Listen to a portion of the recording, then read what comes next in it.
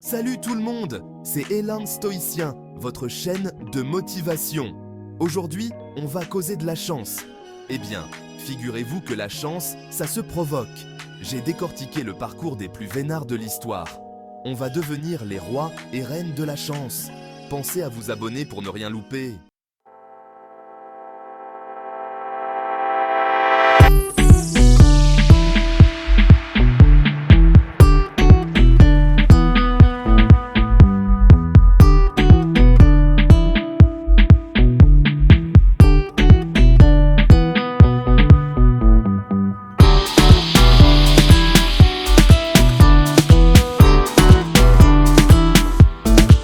Un aimant à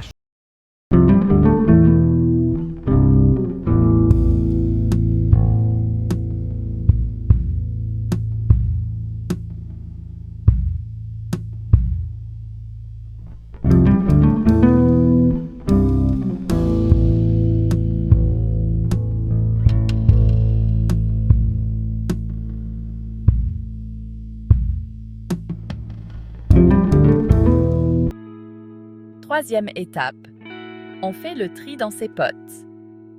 On oublie les râleurs invétérés, les pessimistes nés et les vampires d'énergie.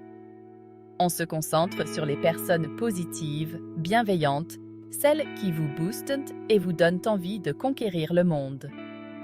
N'oubliez pas, la chance attire la chance. Entourez-vous de personnes positives et vous le deviendrez aussi. Étape numéro 4.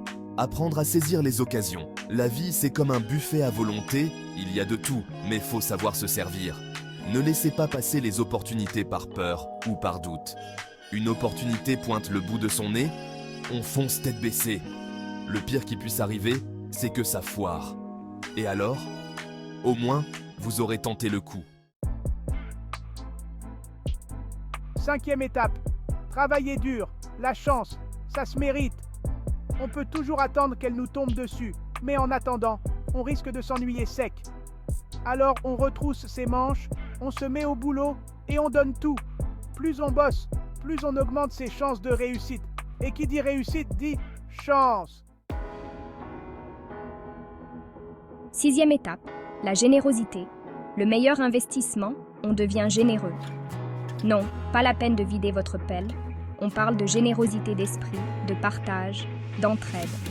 La générosité, c'est comme un boomerang, ça revient toujours. Plus vous donnez, plus vous recevez. C'est la loi de l'attraction. Septième étape, apprendre de ses erreurs, même les plus épiques. Les erreurs font partie du game, c'est comme ça qu'on apprend et qu'on progresse. Alors, on arrête de se prendre la tête pour un faux pas. On analyse la situation, on en tire les leçons et on passe à autre chose. Ce qui ne nous tue pas nous rend plus forts.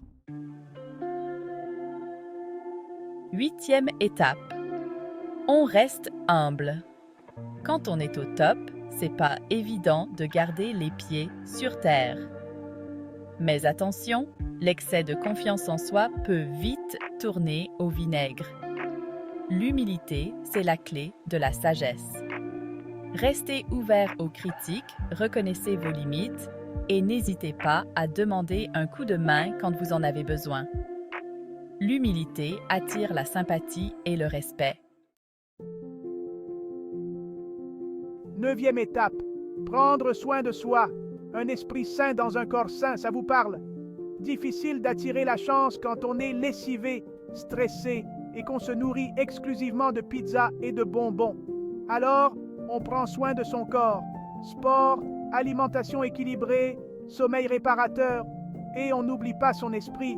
Méditation, yoga, lecture, balades en forêt.